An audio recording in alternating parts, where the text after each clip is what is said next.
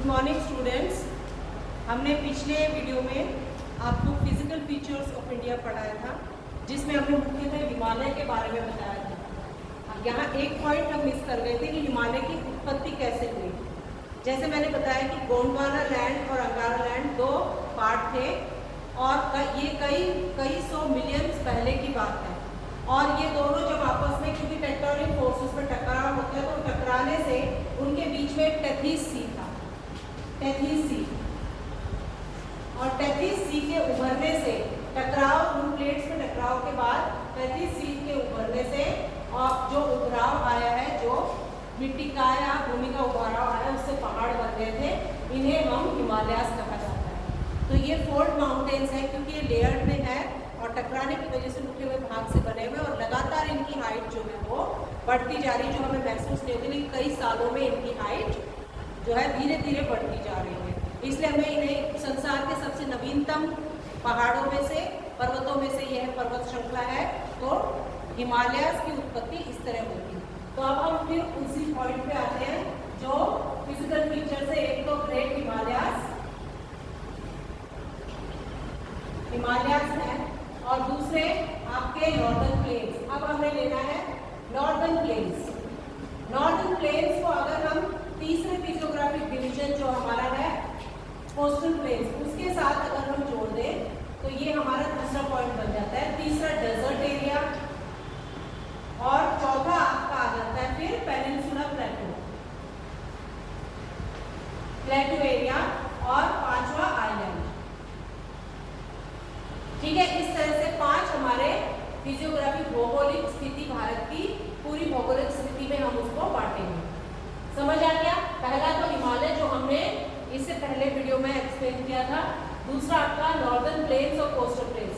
अब आज हमने ये टॉपिक कवर करना है, नॉर्दर्न प्लेन्स और कोस्टल प्लेन्स, जिसके साथ साथ हम उससे अगला ही पार्ट आ जाता है प्लेट्यू।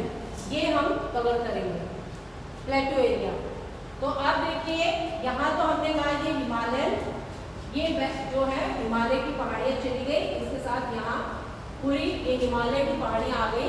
हिमालय के बाद जो निचला पार्ट आप देखोगे, नदी से आप पत्थरों से या पहाड़ों से जैसे ही उतरते हो तो आप नीचे मोटे मोटे पत्थर आपको मिलते हैं, मोटे मोटे पत्थर दिखाई देते हैं। तो ये मोटे मोटे पत्थर जो है वो आपका आता है भंगर एरिया।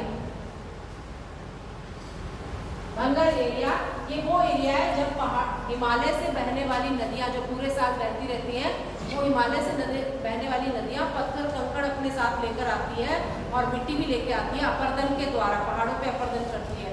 और जब वो पहाड़ों से नीचे उतरती है तो मोटे पत्थर को अपने साथ ढो नहीं पाती और वो यहाँ पर जमा हो जाते हैं।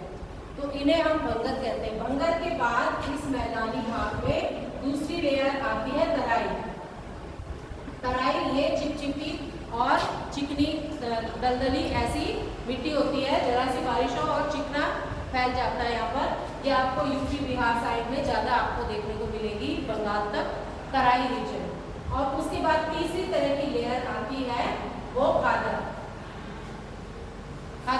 उसके तराई के बाद भी बांगर आता है, बांगर के बाद खादर आता है। तो बांगर भी मोटी तरह की, जैसे कंकड़ पत्थर, बजरी, आपने बजरी देखी है, तो बजरी जैसी जो है मिट्टी यहाँ पर पाई जाती है, जो नदियों के किनारे जमा होती है। और ये एक के ऊपर लेयर, मतलब सीढ़ीदार तरह आपको दिखाई देगी। उसके बाद खादर, जो बहुत ही बारीक महीन नई रेत होगी, जो उपजाऊ मिट्टी है, वो खादर होगी। तो ये आपको यहाँ तक दिखाई देगा। अब हम देखते हैं इसमें कि ये कहाँ तक फैला हुआ है, ये मैदान कहाँ तक फैला हुआ है।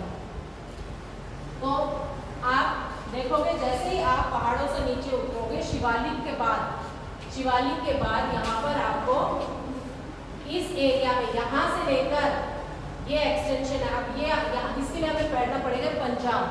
यहाँ कौन सा रीजन आता है? आपका पंजाब आता है। लेकिन ये पार्टीशन की वजह से ये ईस्ट पंजाब हमारी तरफ है, लेकिन पंजाब यहाँ तक पाकिस्तान में भी फैला हुआ है। ये पूरा प्रांत पंजाब है। अब पंजाब को पंजाब क्यों कहा जाता है? पंज आब यानी 5 नदियों का समूह या 5 नदियों के बीच का क्षेत्र। तो यहाँ आप देखिए की बहुत सारी नदियाँ, हिमालय से निकलने वाली बहुत सारी नदियाँ हैं, जैसे यहाँ चेनाब, झेलम, रावी, ब्यास, सतलुज और एक सिंधु नदी जो यहाँ तिब्बत से और यहाँ से निकलती है, सिंधु नदी। ये सारी नदियाँ सिंधु नदी में मिल जाती है और सिंधु पाकिस्तान में जाकर अरब सागर में गिर जाती है। तो सिंध और उसकी सहायक नदियों का एक क्षेत्र हुआ, ये मैदानी एक क्षेत्र हुआ। दूसरा क्षेत्र हम देखते हैं यहाँ पर गंगा और यमुना, गंगोत्री से गंगा निकलती है, यमुनोत्री से यमुना, और ये दोनों दिल्ली के पास यमुना आती है और जाकर ये इलाहाबाद में वहाँ सरस्वती से मिलती है और उसके साथ घाघर, गंडक, कोसी, चंबल, बेतवा, सोन सभी नदियाँ इससे मिलती है, इसकी सहायक नदियाँ, और फिर ये जाकर आपके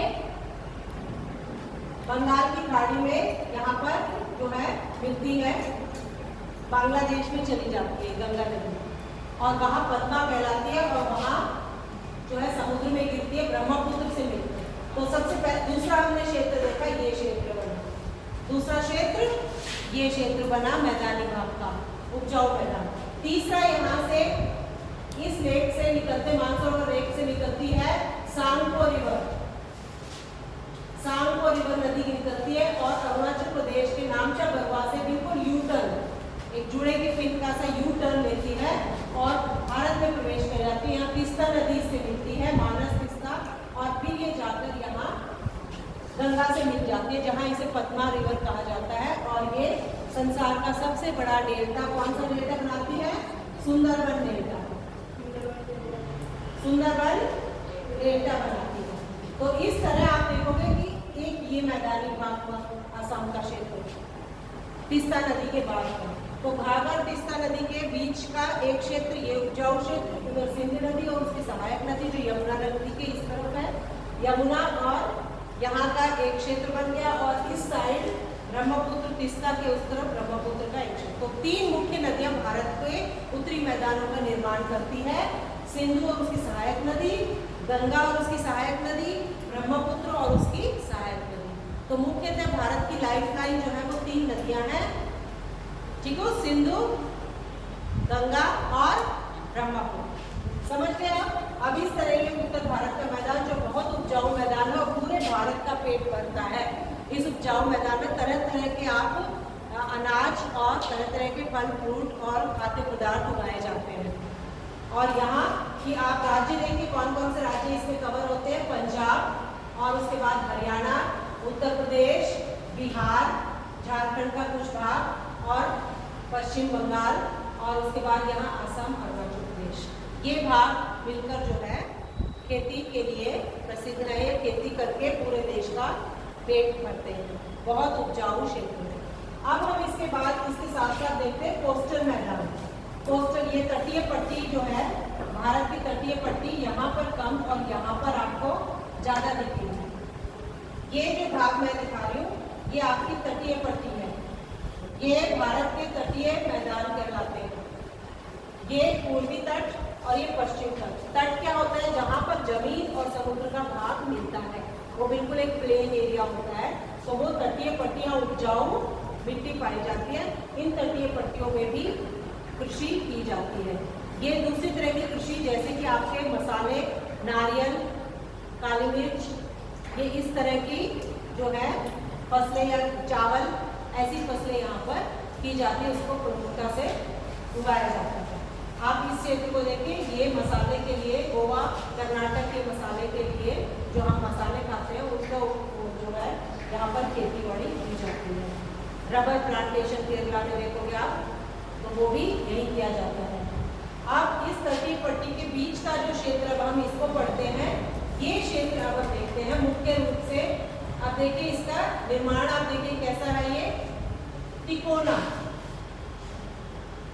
क्षेत्र है, इस तरह का निर्माण आप देखिए इसमें। इसको हम कहते हैं आपका प्लेट्यू या पेनिनसुला प्लेट्यू।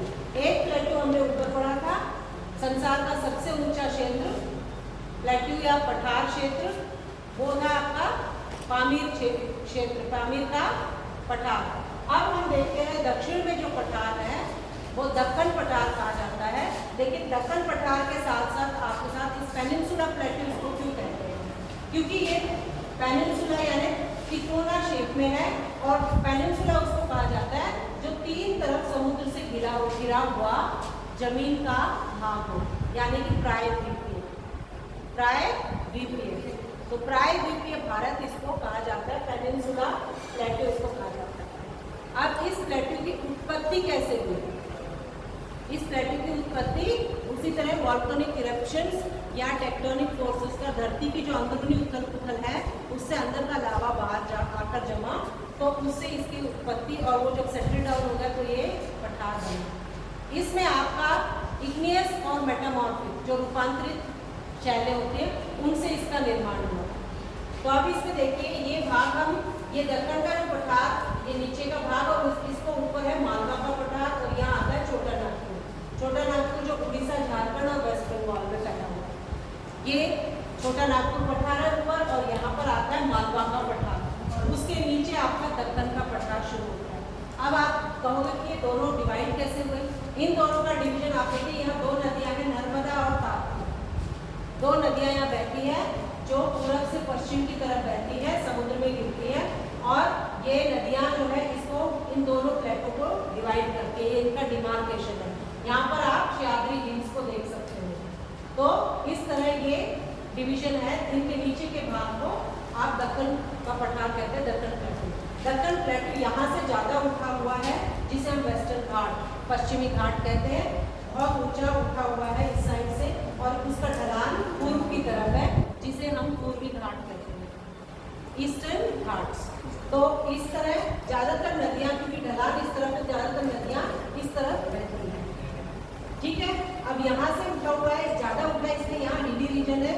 यहाँ पर आप महाराष्ट्र में खंडाला, लोखंडवाला, और नीचे आप महाबलेश्वर, और दूसरे आप ऊटी, नीलगिरी पहाड़ियाँ, ये सब देख सकते हो। हिल स्टेशंस यहाँ पर पाए जाते हैं।